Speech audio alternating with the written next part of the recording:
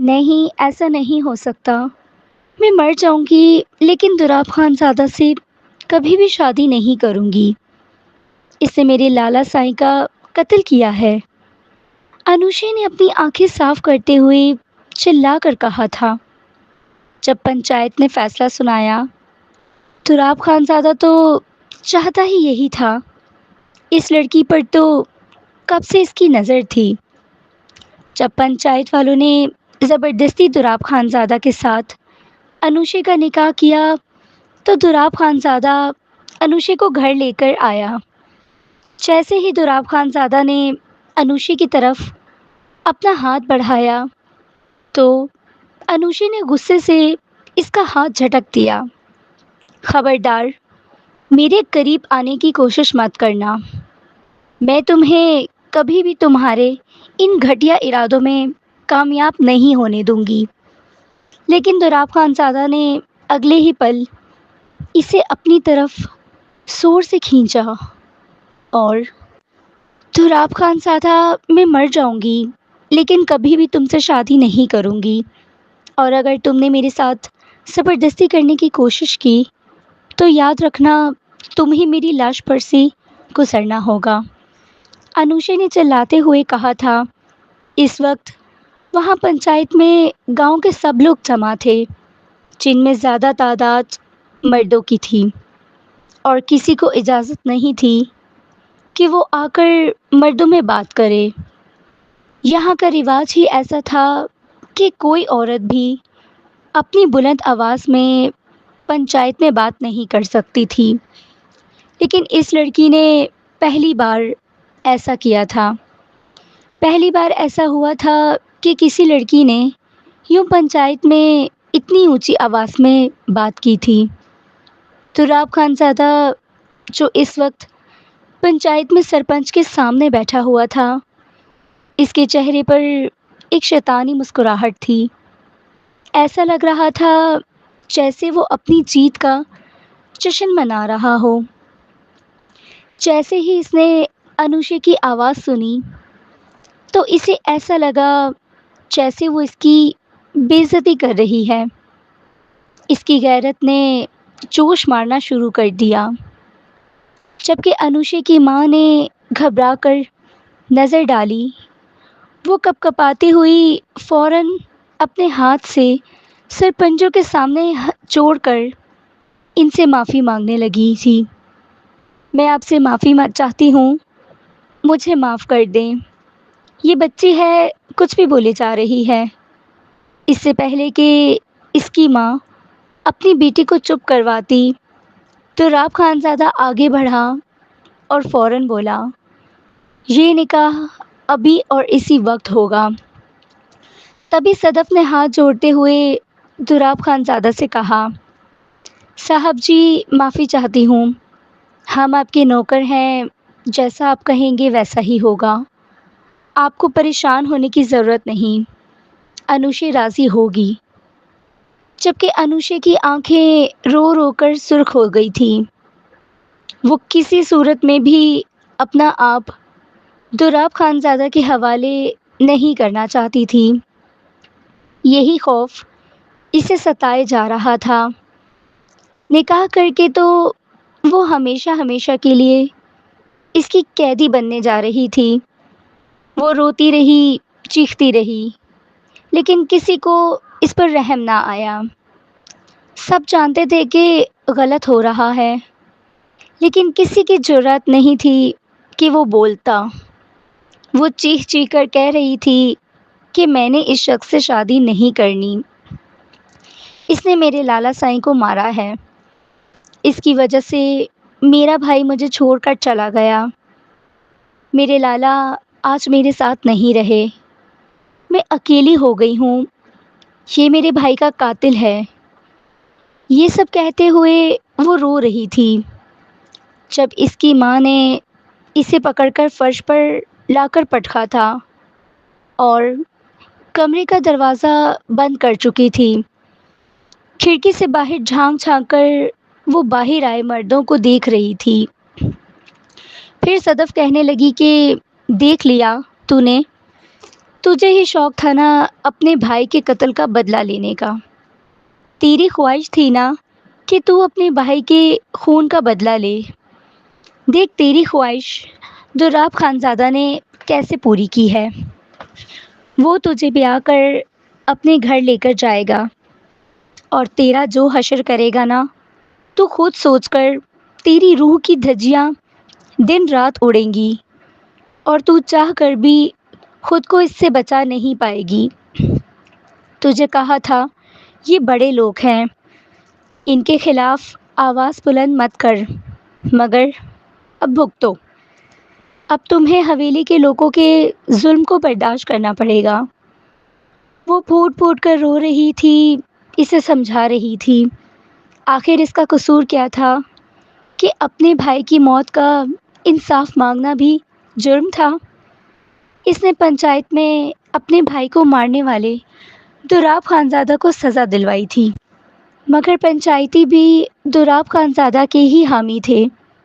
آدھی رات کو انہی کے گھر پنچایت لگا چکے تھے، اور فیصلہ بھی یہ سنایا تھا جو کہ انوشے کی زندگی کو اجاڑ چکا تھا۔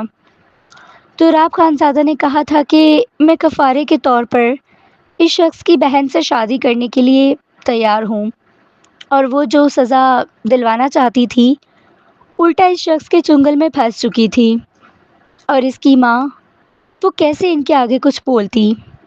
خوف کے مارے اس کا وجود کانپ رہا تھا جب صدف نے سرخ چوڑا نکال کر اس کے سامنے پٹکا۔ پہن لے اب، یہ جوڑا تمہاری رخصتی ہو رہی ہے۔ کل تیرے بھائی کا جنازہ اٹھتا تھا، اور آج تو دلہن بن کر بیاہی جا رہی ہے اور سہاگ رات منائے گی۔ یہ الفاظ سن کر وہ چیخ چیخ کر رونے لگی تھی۔ ڈریسنگ ٹیبل پر پڑا ہوا سارا سامان اٹھا کر اس نے چلاتے ہوئے زمین بوس کیا تھا۔ ہر ایک چیز ٹوٹتی چلی گئی، اور انوشے کی سوتیلی ماں نے اسی پل ایک زوردار تھپڑ اس کے منہ پر جڑا تھا۔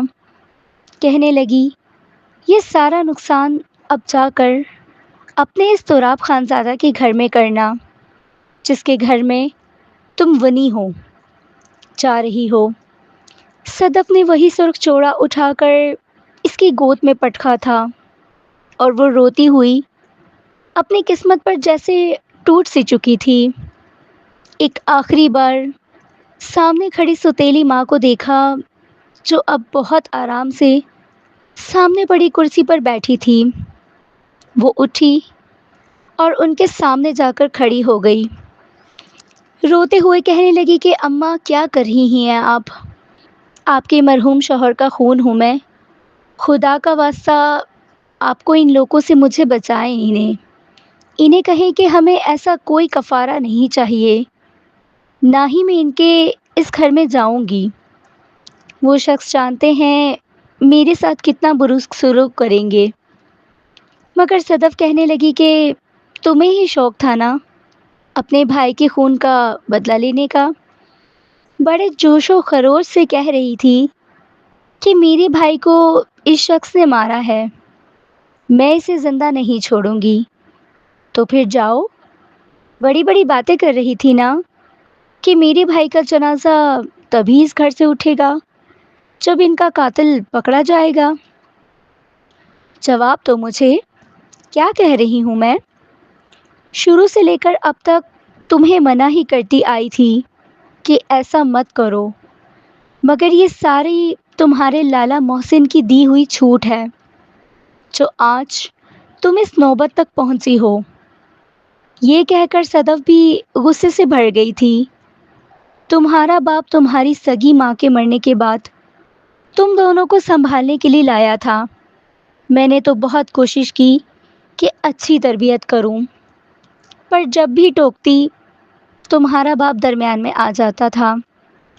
خود تو مر گیا، مجھے چھوڑ گیا۔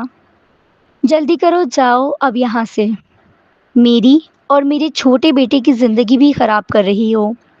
بڑی آئی دراب خانزادہ سے مقابلہ کرنے والی۔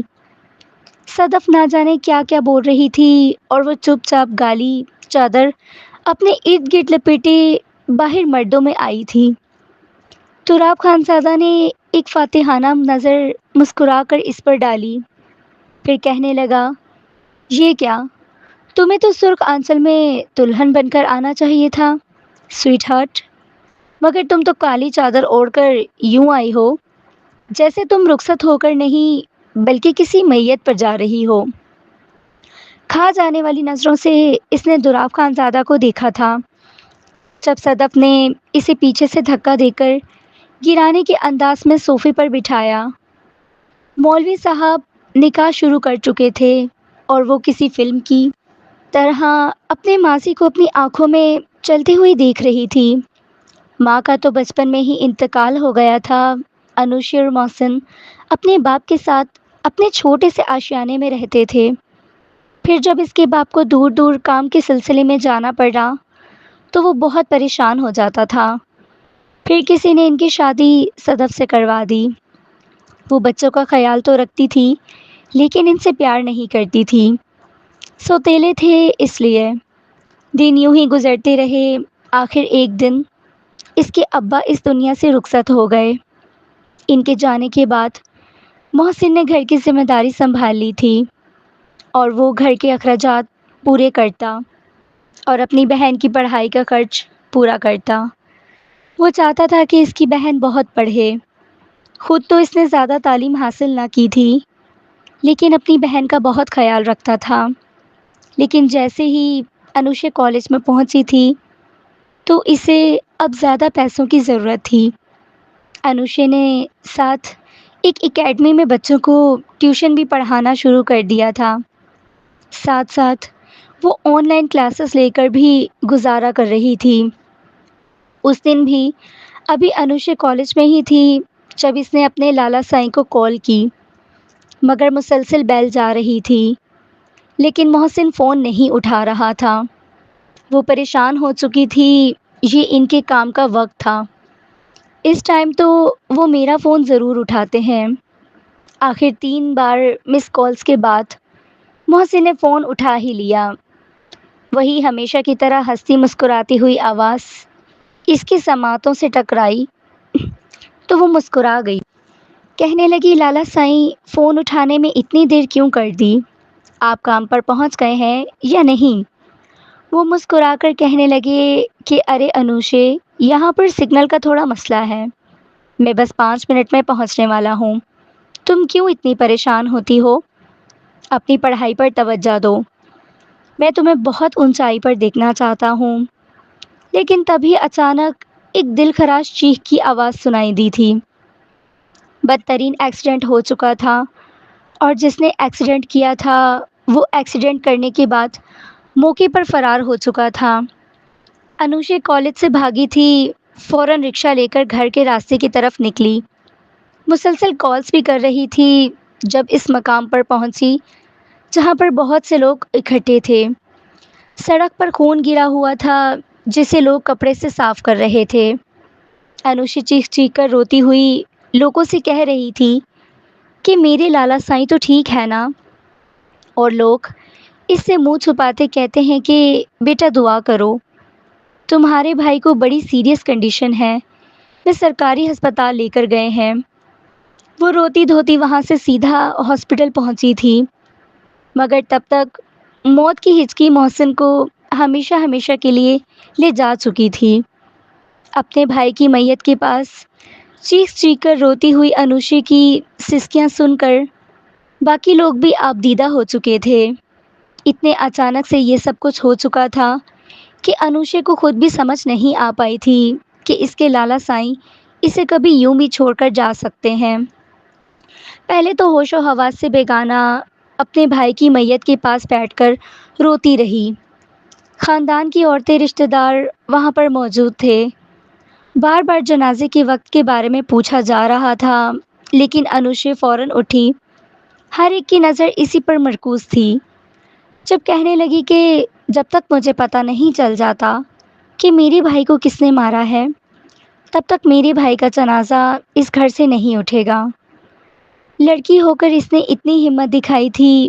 پاس بیٹھی عورتیں کہنے لگی کہ ارے انوشے بیٹا، سڑک پر اتنے لوگ آتے جاتے ہیں، کیا پتہ کون امیر زادہ تھا، جو یہ حرکت کر گیا، مگر سب کے منع کرنے کے باوجود انوشے اس کے مقام پر گئی تھی۔ آس پاس موجود عمارتوں اور دکانوں پر سی سی ٹی وی کیمرے لگے ہوئے تھے۔ پولیس بھی اس نے اطلاع کر دی تھی۔ جب پولیس کی مدد سے جا کر C C T V cameras footage دیکھی تو گاڑی اور گاڑی کا نمبر دیکھ کر انوشے کے تو رونگٹے کھڑے ہو چکے تھے۔ بے ساختہ اس کے لبوں پر یہی نام آیا تھا، دوراب خان سادہ۔ یہ تو دوراب خان سادہ کی گاڑی ہے۔ ادھر اس کے منہ سے دوراب خان سادہ کا نام نکلا تھا اور وہیں دوسری جانب ساتھ کھڑے پولیس آفیسر اچھل کر پیچھے ہٹا تھا۔ ہڑبڑا کر کہنے لگا، او بی بی، کس کا نام لے رہی ہو؟ ارے وہ تو ہمارے بھی باپ ہیں۔ تمہیں سچ میں یقین ہے کہ یہ دوراب خان زادہ کی گاڑی تھی؟ انوشے کی آنکھوں کے آگے تو کئی رنگ آ کر گزرے تھے۔ وہ کبھی سوچ بھی نہیں سکتی تھی کہ بدلے کی آڑ میں وہ اس حد تک جا سکتا ہے کہ اس کے بھائی کو اس نوبت تک پہنچا دے، اور آج اس شخص سے وہ نفرت کرتی تھی، اس سے دور بھاگتی تھی۔ وہ اسے اپنی بیوی بنا کر جانے کیسے کیسے اذیتوں سے دوچار کرنے والا تھا۔ نکاح ہو چکا تھا۔ جب نکاح کے بعد پنچایت کے سبھی مردوں نے مٹھائی کے ٹوکرے سے رسگلے اٹھا کر اپنے منہ میں ڈالے تھے، اور وہاں موجود سب لوگ تراب خان زادہ کی تو تعریف کیے بغیر نہیں رہ پا رہے تھے۔ کہنے لگے کہ آپ نے تو آج اپنے باپ دادا کا نام روشن کر دیا۔ آپ نے اپنی غلطی کو جس انداز میں مانا ہے، یقین مانیے خانزادہ خاندان کا نام روشن ہو چکا ہے۔ ہاں، کچھ لوگ تنقید ضرور کریں گے کہ خانزادہ نے ایک کمین عام خاندان کی لڑکی کو اپنے گھر کی بہو بنا لیا اور اس سے اپنی نسل چلائی، مگر ہاں، آپ نے جب گناہ کیا تو اس کا کفارہ بھی ادا کر دیا۔ کچھ لوگ ایسی باتیں کر کے دوراب خان زادہ کی طرف دیکھ رہے تھے، مگر وہ سب کو یکسر نظر انداز کرتا اپنے پہلو میں بیٹھی ہوئی اس لڑکی کو دیکھ رہا تھا، جو پتھر کی مورت بنی دیوار کی طرف دیکھے جا رہی تھی، جس پر اس کے باپ اور بھائی کی تصویریں لگی ہوئی تھیں۔ وہ لوگ تو وہاں سے جا چکے تھے، اب صرف دوراب خان زادہ بچا تھا، اور ساتھ اس کے کچھ خاص گارڈز۔ جب دوراب مسکرا کر کہنے لگا کہ اگر تمہیں یہاں سے اپنا کوئی سامان اٹھانا ہے تو اٹھاؤ، میں باہر تمہارا انتظار کر رہا ہوں۔ اس نے سامنے لگی تصویر اتاری اور وہ اس کے کپ کپاتے ہاتھوں سے گر گئی۔ شیشہ ٹوٹ گیا تھا۔ اس نے تصویر نکال کر سینے سے لگائی اور چل پڑی۔ اسے پتہ بھی نہیں چلا کہ کانچ کے ٹکڑے اس کے ہاتھ پر لگے ہیں۔ اس کے ہاتھ سے خون بہنے لگا، اور خون بہتا ہوا کلائیوں تک جا رہا تھا، اور وہ بت بنی تراب خان سادہ کی گاڑی میں بیٹھ چکی تھی۔ گاڑی خان سادہ حویلی کی طرف رواں دواں تھی، اور دوراب خان سادہ بار بار اس کے ہاتھوں سے نکلتے ہوئے خون کو دیکھ رہا تھا۔ جب مزید برداشت نہ ہوا تو اپنے رومال سے اس کی کلائی کو صاف کرنے لگا۔ اپنے ہاتھ بڑھایا، مگر انوشے اپنی کلائی کھینچ چکی تھی۔ کہنے لگی کہ خبردار، مجھے چھونے کی کوشش مت کیجیے گا۔ ابھی الفاظ اس کے لبوں سے نکلے ہی تھے جب تک دوراب نے اسے کلائی سے پکڑ کر اپنے قریب کر لیا۔ وہ زخم اس کے یوں سختی سے پکڑنے پر انوشے کے روم روم کو تڑپا چکے تھے، مگر وہ برداشت کر گئی۔ آگے بیٹھا ڈرائیور خود میں ہی مگن گاڑی چلا رہا تھا، اور دوراب خان سادہ اسے اپنے قریب کھینچ کر کمر میں ہاتھ ڈال کر اپنے چہرے کے قریب کر کے کہنے لگا کہ کب سے تمہاری بک بک سنے جا رہا ہوں۔ میں نے کہا تھا نا، جتنی زیادہ میرے سامنے فضول بولو گی، اتنی زیادہ سزا کی حقدار ہوگی۔ تمہیں کیا لگتا ہے اپنی یہ اکڑ دکھا کر خود کو مجھ سے دور کرنے میں کامیاب ہو جاؤ گی؟ ہرگز نہیں۔ بہت بدلے لینے ہیں تم سے، اور آج سے تو بدلوں کا آغاز ہوگا۔ کہا تھا تمہیں میں نے کہ اپنے بستر تک لے کر آؤں گا تمہیں۔ میرے بستر پر دلہن بن کر بیٹھی تم میرے ساتھ محبت بھرے لمحات کا انتظار کرو گی، تو دیکھو آج بالکل حلال جائز ہو کر میرے پہلو میں میرے سینے کے ساتھ لگ کر بیٹھی ہو۔ میرا ہاتھ تمہاری کمر پر گردش کر رہا ہے، اور میرا دل گستاخی کرنے کو بےتاب ہے۔ ابھی بھی تمہیں لگتا ہے کہ تم میرے آگے کسی بھی طرح کا احتجاج کر کے مجھے خود سے دور کر سکتی ہو؟ انوشی اس وقت اس کی باتوں پر بالکل معاف دماغ سے سوچ رہی تھی۔ ذہن میں بار بار بس یہی الفاظ آ رہے تھے کہ یہ شخص میرے بھائی کا قاتل ہے۔ اس نے مجھ سے بدلہ لینے کے لیے میرے بھائی کو مار دیا۔ اس نے جان بوجھ کر میرے بھائی کو ٹکر ماری ہے۔ جب خانزادہ حویلی میں آ کر گاڑی رکی تو اس نے وہی خون سے بھرا ہاتھ پکڑا اور انوشے کو گھر کے اندر لے کر آیا تھا۔ سامنے بیٹھی مریم بیگم جو اس وقت فون پر اپنی دوست سے باتوں میں مصروف تھی، اپنے بیٹے کو کالی چادر میں لپٹی ہوئی ایک لڑکی کے ساتھ دیکھ کر ماتھے میں بل پڑ چکے تھے۔ فون بند کیا اور اپنے کندھے پر ڈالی ہوئی شال کو ٹھیک کرتی ہوئی آگے بڑھی۔ کہنے لگی، دوراب خانزادہ، یہ لڑکی کون ہے؟ ان کی نظریں تو ہاتھ پر ٹک چکی تھی جس پر دوراب خانزادہ کا خون سے لت پت رومال بندھا ہوا تھا، اور وہ ہاتھ دوراب کے ہاتھ میں تھا۔ تبھی دوراب بغیر کسی خوف و ڈر کے کہنے لگا کہ بہو ہے آپ کے بیٹے نے اس لڑکی سے نکاح کر لیا جس نے اس پر یہ الزام لگایا تھا کہ میں نے اس کے بھائی کو مارا ہے۔ مریم بیگم کے چہرے کی ہوائیاں اڑ چکی تھی۔ تم اس کمی لڑکی کو اس گھر کی بہو بنا کر کیسے لا سکتے ہو؟ یہ 2 ٹکے کی لڑکی خانزادہ حویلی کی بہو بنے گی؟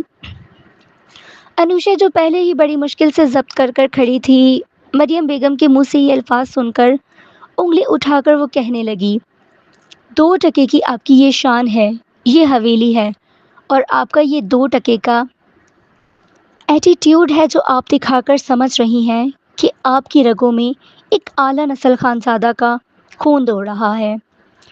مریم بیگم کا تو لگا جیسے ابھی انہیں ہارٹ اٹیک آ جائے گا۔ تو رات کو تو اس لڑکی کی ہمت پر واقعی حیرت ہوئی تھی، مگر اس بار اس نے لحاظ نہیں کیا تھا۔ وہ سب کچھ برداشت کر سکتا تھا، لیکن اپنی ماں کے ساتھ کی جانے والی بے عزتی کو وہ ہرگز برداشت نہیں کر سکتا تھا۔ فوراً اپنا ہاتھ آگے بڑھا کر انوشی کے منہ کو دبوچ لیا اور جا کر دیوار سے لگایا تھا۔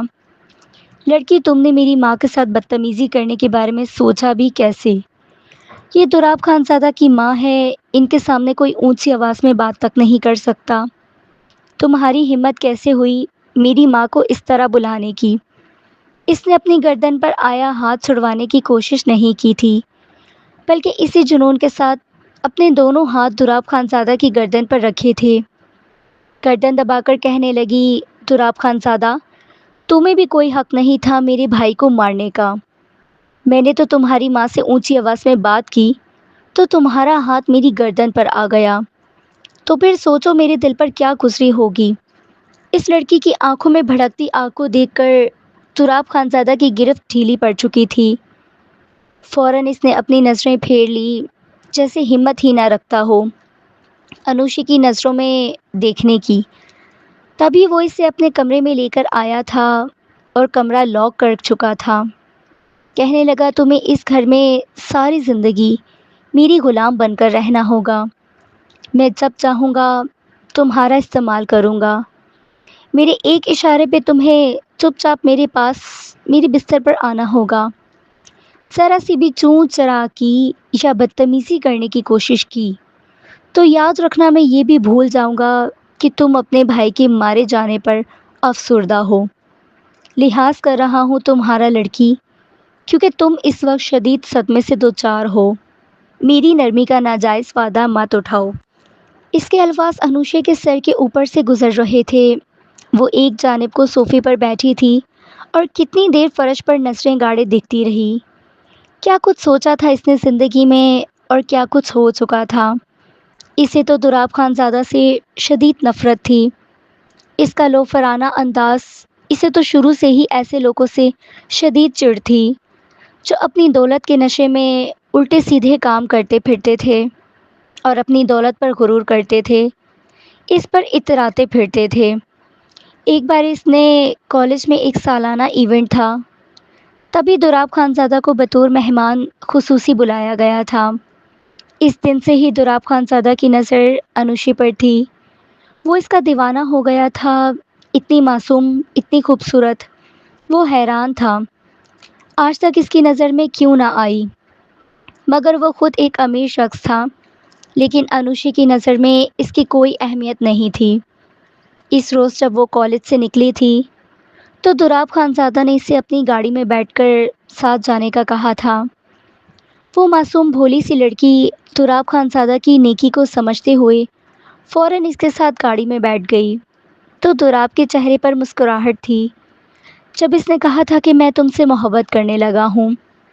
مجھے لگتا ہے کہ شاید دوراب خانزادہ کو پہلی بار کسی لڑکی سے محبت ہو گئی ہے۔ کیا تم میری گرل فرینڈ بنو گی؟ یہ الفاظ تھے کہ شاید گالی جو کسی تماچے کی صورت انوشے کو پڑے تھے۔ وہ چلا کر بولی تھی کہ گاڑی روکیے، میں تو آپ کو ایک اچھا انسان سمجھ رہی تھی، مگر آپ اتنے گرے ہوئے نکل سکتے ہیں کبھی سوچا نہیں تھا کہ کالج میں پہلے ہی ایک لڑکا تھا جو آج کل انوشے کو تنگ کرتا تھا اور پسند بھی کرتا تھا۔ دوراب خانزادہ اپنی بے عزتی بھول نہیں سکتا تھا۔ چند روز بعد جب دوراب دوبارہ اس راستے سے گزرا تو اس نے انوشے کے دوراب کی گاڑی دیکھ لی تھی۔ اس نے جان پوچھ کر اس لڑکے سے کہا، مجھے گھر چھوڑ دو۔ وہ اس کی بائک پر بیٹھنے لگی تھی کہ دوراب نے دیکھ لیا۔ وہ غصے سے گاڑی سے نکلا اور انوشے کا ہاتھ پکڑ لیا۔ کیوں؟ میرے ساتھ گاڑی میں نہیں بیٹھ سکتی تھی اور اس کے ساتھ بائک پر بیٹھنے لگی ہو؟ تبھی انوشے کو بھی غصہ آ گیا۔ اس نے اپنا بازو چھڑوانا اور ساتھ ہی زوردار تھپڑ دوراب کے منہ پر مارا تھا۔ تم ہوتے کون ہو مجھے کچھ کہنے والے؟ میری مرضی میں جس کے ساتھ بھی جاؤں۔ وہ لڑکا تو وہاں سے بھاگ گیا تھا، یہی تھی اس کی محبت۔ اس دن تو دوراب کو بہت غصہ آیا تھا، لیکن کیا کرتا، وہ دل ہار بیٹھا تھا۔ اگلے روز پھر جب وہ کالج سے آ رہی تھی تو دوراب کی گاڑی پاس آ کر رکی تھی۔ آؤ، میں تمہیں چھوڑ کر آتا ہوں، اس وقت تمہارا اکیلے جانا بہتر نہیں ہے۔ مگر وہ پھر اس کی تسلیل کر چکی تھی، کہنے لگی کہ میں اور بھی عورتیں لڑکیاں ہیں جو اکیلی گھر جا رہی ہیں، ان کا کوئی سہارا نہیں ہے، نوکری کے لیے در بدر پھر رہی ہیں، آپ ان کو کہیں اچھی جگہ نوکری کیوں نہیں دلوا دیتے؟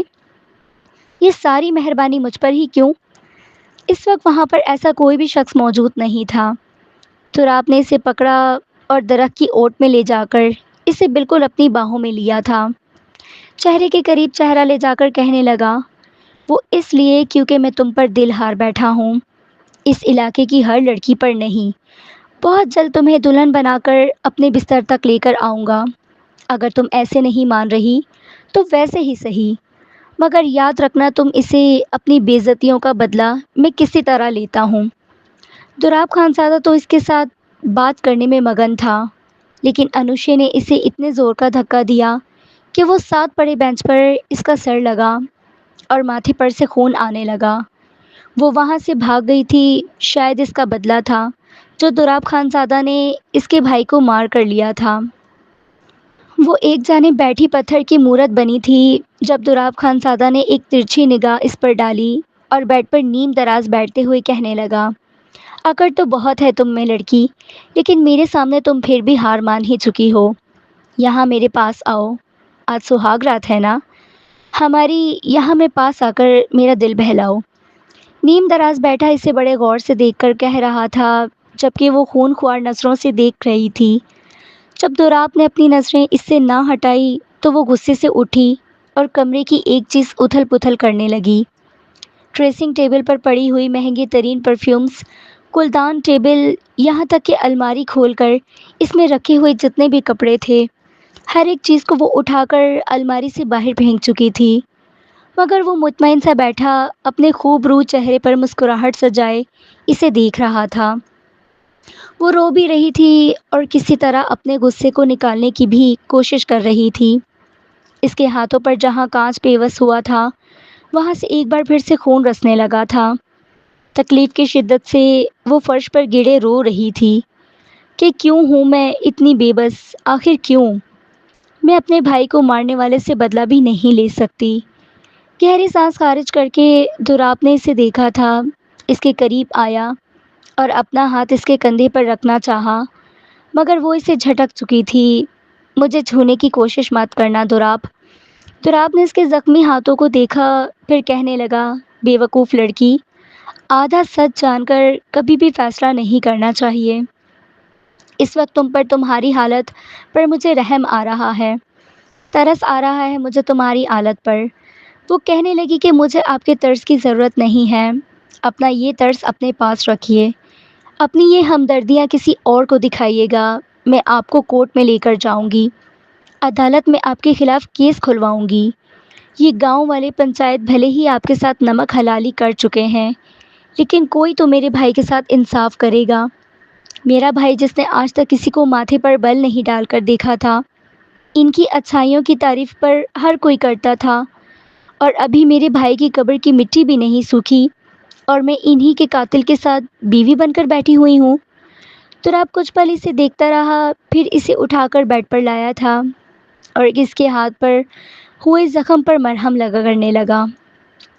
کہنے لگا کہ ہوش و حواس سے کام لو، تم نے میری گاڑی دیکھی تو صحیح، مگر کیا تمہیں پتہ بھی ہے کہ اس وقت گاڑی میں موجود کون تھا؟ گاڑی تو میری تھی لیکن اسے چلا میرا ڈرائیور رہا تھا۔ گاڑی کی بریک فیل ہو چکی تھی، اس نے روکنے کی بہت کوشش کی مگر وہ رک نہ سکی۔ جس وقت تم نے اپنے بھائی کو کال کر رہی تھی، اس سے پہلے کیا تم نے یہ نہیں دیکھا کہ بار بار ہارن بجا کر میرا ڈرائیور انہیں سامنے سے ہٹنے کو کہہ رہا تھا؟ آدھا سچ جان کر کتنا بڑا تماشا کر دیا تم نے لڑکی، مجھ پر الزام لگا دیا۔ یہ کہہ کر دوراپ نے اپنی جیب سے موبائل نکالا تھا اور وہ سن دماغ کے ساتھ اسکرین پر دیکھ رہی تھی۔ اس نے جنہیں عمارتوں کی ویڈیوز لی تھی وہاں پر تو سب کچھ واضح دکھائی دے رہا تھا، مگر مزید سڑک پر اس گاڑی کے ساتھ کیا ہوا، وہاں کی سی سی ٹی وی فوٹیج تراب خانزادہ اسے دکھا رہا تھا۔ جب گاڑی پوری سپیڈ کے ساتھ آگے بڑھ رہی تھی اور ڈرائیور اپنا ہاتھ ہلا کر سامنے آنے والے لوگوں کو ہٹنے کا کہہ رہا تھا، ایک وقت ایسا بھی آیا جب گاڑی ایک خالی عمارت سے جا کر ٹکرائی۔ ڈرائیور اس سے پہلے ہی کود چکا تھا اور گاڑی کا اگلا حصہ بالکل ہی ٹوٹ چکا تھا۔ یہ دیکھ کر تو جیسے انوشے کو یقین نہ آیا تھا، بے یقینی سے وہ بار بار اس ویڈیو کو دیکھ رہی تھی اور اندر ہی اندر شرمندگی پنپنے لگی تھی۔ اس نے شک کی بنیاد پر جس شخص کے خلاف اتنا بڑا پروپیگنڈا کر دیا تھا، وہ شخص تو اس میں بے قصور تھا۔ وہ اپنے بھائی کی موت سے لے کر اب تک نہ جانے کتنی ہی باتیں تمہیں جو اسے سنا چکی تھی۔ شرمندگی کیا ہوتی ہے اس وقت اسے صحیح معنوں میں محسوس ہو رہی تھی، مگر وہ چپ چاپ اس ویڈیو کو دیکھ کر ایک بار پھر پھوٹ پھوٹ کر رو چکی تھی۔ تو رات نے اسے رونے ہی دیا تھا، یہاں تک کہ اگلے روز اس ڈرائیور کے پاس بھی ہاسپٹل لے کر گیا جس کا بازو اور ٹانگ ٹوٹ چکی تھی۔ وہ غریب تھا جس کا علاج تراب کروا رہا تھا، تو دونوں ہاتھ جوڑ کر روتے ہوئے کہہ رہا تھا کہ گاڑی کی بریک فیل تھی، ورنہ میں کبھی بھی تمہارے بھائی پر گاڑی نہ چڑھاتا۔ میرے خلاف پولیس کارروائی مت کرنا، میری زندگی تباہ ہو کر رہ جائے گی۔ میری تمہاری عمر کی 2 لڑکیاں ہیں، میں واحد ان کا سہارا ہوں، میرے بعد وہ کہاں جائیں گی؟ انوشے اس شخص کو یوں ہی چھوڑ کر واپس گاڑی میں آ کر بیٹھ چکی تھی۔ بھائی کے جانے کا غم تو تھا، مگر دوراپ سے نفرت میں وہ اس حد تک کیسے آگے بڑھ سکتی تھی کہ اچھے برے کی تمیز ہی بھول جاتی۔ اسے دوراپ سے خون آنے لگا تھا۔ دوراپ خانزادہ نے اس سے شادی تو کر لی تھی، مگر اس ساری غلط فہمی میں اسے رہ رہ کر یہ بات ستا رہی تھی کہ نہ جانے اب وہ اس سے کس کس بات کے بدلے لے گا۔ آج تک انوشے نے کسی کو لفظ سوری نہیں کہا تھا، لیکن جب تراب خانزادہ گاڑی میں آ کر بیٹھا اور گاڑی کو حویلی کی طرف رواں کر دیا، وہ جو سمجھ رہی تھی کہ اسے خوب کھری کھوٹی سنائے گا، ویسا کچھ بھی نہیں ہوا تھا۔ گھر جا کر وہ اپنے کمرے میں بند ہو گئی۔ کئی روز یوں ہی آنکھ مچولی میں گزر چکے تھے، یہاں تک کہ دوراپ کے کہنے پر تو ڈرائیور کے ساتھ وہ اپنے بھائی کی قبر پر بھی ہو کر آئی تھی۔ دوراپ شہر میں کسی ضروری کام سے گیا ہوا تھا۔ اس شام جب اپنے بھائی کے 40ویں پر وہ غریب بچوں میں کھانا بانٹنے کے بعد گھر لوٹی تو سامنے ٹانگ پر ٹانگ چڑھائے مریم بیگم بیٹھی تھی۔ اس سے پہلے کہ وہ کمرے میں جاتی فوراً آواز دے کر کہنے لگی، سنو لڑکی یہاں آؤ۔ انوشے نے سٹپٹاتے ہوئے مریم بیگم کو دیکھا تھا، سر جھکا کر ان کے سامنے کھڑی ہو گئی۔ وہ دونوں ہاتھ سینے پر باندھے انوشے کو دیکھ رہی تھی، پھر چہرے پر ایک مسکراہٹ سجا کر کہنے لگی، آج سے 1.5 ماہ پہلے تو بڑی اکڑ کے ساتھ اس گھر میں آئی تھی، ایسے لگ رہا تھا جیسے چیر پھاڑ کر رکھ دوں گی، مگر آج میرے بیٹے نے تمہارا کیسا غرور توڑا ہے؟ ایسے لگ رہا ہے جیسے تمہارے منہ میں زبان ہی نہ ہو۔ انوشے نے موقع کا فائدہ اٹھاتے ہوئے فوراً معافی مانگی تھی۔ معذرت کرتے ہوئے کہنے لگی کہ مجھے معاف کر دیجیے گا آنٹی، غلط فہمی کی بنیاد پر میں نے آپ کے ساتھ بدتمیزی کر دی۔ مگر وہ فوراً ہاتھ اٹھا کر کہنے لگی کہ کون آنٹی؟ کس کی آنٹی؟ تمہاری اتنی اوقات ہے کہ میرے ساتھ کوئی رشتہ بنا سکو؟ مالک ہوں میں تمہاری، خانزادہ حویلی کی مریم بیگم۔ بیگم صاحبہ کہہ کر بلاؤ مجھے۔ تم جیسی کمی کمین کیا سمجھے کہ نکاح کے دو بول بول کر نکاح میں آ جائیں گی تو اس گھر میں آ کر ان کی نسل بدل جائے گی، ان کی برادری ہماری برادری کے مقابل آ جائے گی؟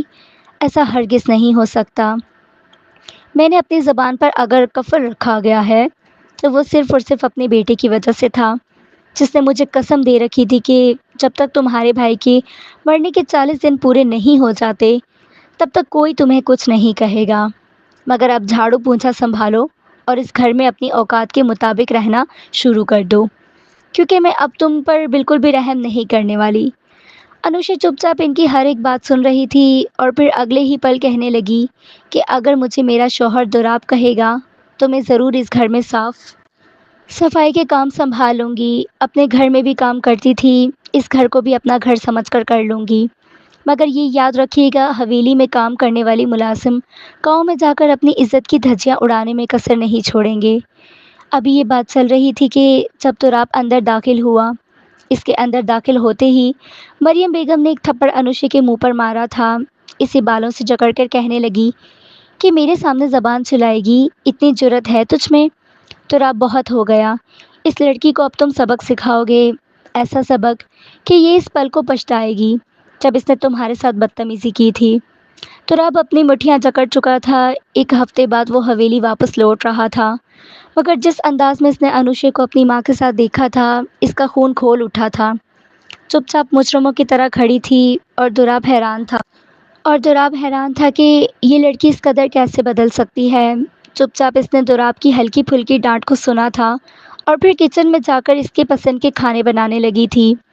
دوراب کہیں نہ کہیں سمجھ چکا تھا کہ یہ لڑکی صرف اور صرف اپنی غلطی کا کفارہ ادا کرنے کے لیے یہ سب کچھ کر رہی ہے۔ کھانا تیار کرنے کے بعد وہ ملازمہ کے ساتھ مل کر ٹیبل پر کھانا لگا رہی تھی۔ مریم بیگم نے اپنے بیٹے کو کھانا شروع کرنے کا کہا، جب انوشے ایک جانب کو کھڑی ہو کر ان کے حکم کا انتظار کر رہی تھی اور مریم بیگم اسے نوکرانی سمجھ کر حکم پر حکم چلائے جا رہی تھی۔ جیسے ہی کھانا شرف ہو چکا تھا تو تراب نے انوشے کو بلایا تھا کہ وہاں کیوں کھڑی ہو؟ آخر کو تراب خانزادہ کی من چاہی بیوی ہو، یہاں پر میرے ساتھ بیٹھو۔ انوشے نے سنا تو تھوڑی ہچکچائی تھی۔ محبت کیا ہوتی ہے اس کے دل میں فی الحال دوراب کے لیے اس طرح کا کوئی جذبہ نہیں تھا۔ وہ بس اسی طرح اس گھر میں اپنی جگہ بنانا چاہتی تھی، کیونکہ اپنی سوتیلی ماں کے ہاں وہ کسی صورت نہیں جا سکتی تھی۔ اس کا ٹھکانہ جینا مرنا یہی گھر ہی تو تھا۔ وہ چپ چاپ آ کر دوراب کے ساتھ بیٹھ گئی۔ مریم بیگم نے فوراً سے کہا کہ یہ ہمارے ساتھ کیسے بیٹھ سکتی ہے؟ پچھلے اتنے روز میں اسے گھر میں برداشت کر رہی ہوں، تو اب کیا اس گھر میں ہمارے ساتھ بیٹھ کر کھانا بھی کھائے گی؟ جواب میں دوراب نے اپنی ماں سے یہ کہا تھا کہ اماں جان، بیوی ہے وہ میری، وہ وہیں بیٹھ کر کھانا گائے گی جہاں میں بیٹھ کر کھاؤں گا۔ یہ انوشے دوراب خانزادہ ہے۔ مریم بیگم اسے گھور کر دیکھتی خاموشی ہو چکی تھی جب دوراب نے اپنے ہاتھوں سے کھانا پلیٹ میں سرو کر کے اسے دیا تھا اور وہ بڑی مشکل سے وہ کھانا اپنے حلق سے نیچے اتار رہی تھی۔ دوراب کمرے میں جانے سے پہلے کہنے لگا کہ میں چائے پیوں گا، سونے سے پہلے بنا کر لے آنا۔ انوشے اپنے ہاتھوں سے چائے بنائی اور جیسے ہی کمرے میں قدم رکھا تو سامنے وہ شرٹ کے بٹن کھول کر اسے اتارتا اپنے بدن کو آئینے میں دیکھ رہا تھا۔ یہ منظر دیکھ کر انوشے ہچکچا سی گئی۔ اس کی گالیں سرخ لال ہو چکی تھی، دل کی دھڑکن تیز ہوئی تھی۔ کپ کپاتے ہوئے ہاتھوں سے اس نے چائے کا کپ اس کی جانب بڑھا دیا۔ تراب نے کپ تھاما اور جیسے ہی وہ پلٹنے لگی تو فوراً اپنا ہاتھ اس کی کمر کے گرد حائل کر کے کہنے لگا کہ کہاں جا رہی ہو؟ کپ کپاتے ہوئے لبوں سے کہنے لگی کچھ نہیں، میں بس کچن میں برتن سمیٹنے جا رہی ہوں۔